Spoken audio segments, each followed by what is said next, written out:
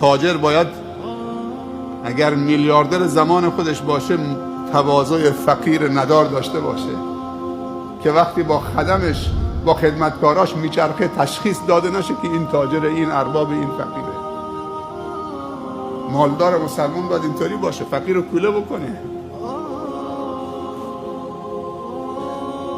امروز هم سرمایه‌دارانی هستن که فقرا رو کوله میکنن، یتیما رو بغل میکنن، آب بینی یتیم رو لباسش سرازیره نمیگیره و توی لباس هم خراب شد.